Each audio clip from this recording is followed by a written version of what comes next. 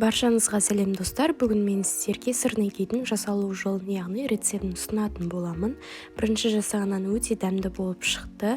Міндетті түрде видеоның соңына дейін қарап, маған лайк басып, комментарий қалдырыңыздар. Ал ендеше кеттік. Ең бірінші бізге керегі творог, яғни құрғақ түрдегі сүзбе қажет болады. Осы сүзбемізге жұмыртқа саламыз. Егер де жұмыртқаңыз кішкентай болса, 2 жұмыртқа салғандарыңыз дұрыс. Егер үлкен болса, 1 ғана жұмыртқа жеткілікті.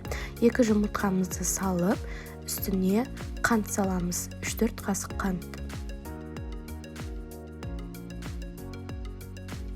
Енді осы қоспамызды қасықпен немесе лопаткамен жақсылап тұрып араластырып аламыз. Одан кейін осыны блендермен еземіз, яғни қаймақ секілді сұйық болғанға дейін жақсылап еземіз.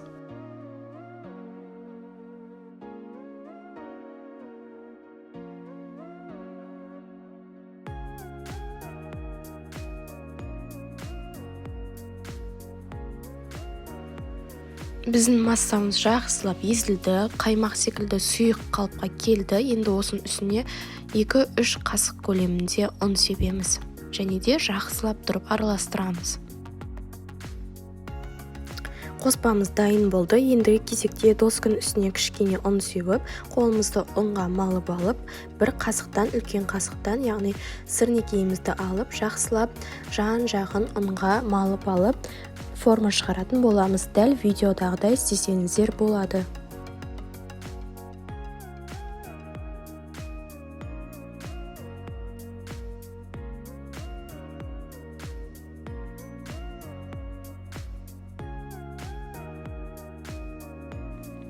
Өз қалауларыңыз бойынша формасын келтіріп алыңыздар. Одан кейін табамызға сұйық май немесе кәдімгі сары майды салып, жақсылап ерітіп, қызып тұрған табаға 2 жағын қызарғанға дейін пісіріп аламыз. Яғни 3 немесе 5 минут аралығында 2 жағын қызартып пісіріп аламыз. Және де дайын болған сырнекейімізді өздеріңіздің қалауларыңыз бойынша әсемдей берсеңіздер болады. Мен вареньемен ұсындым. Дәмі өте керемет болып шықты. Егер видео ұнаса, лайк басып, комментарий қалдырып, өз ойларыңызбен бөлісіңіздер. Назарларыңызға рахмет.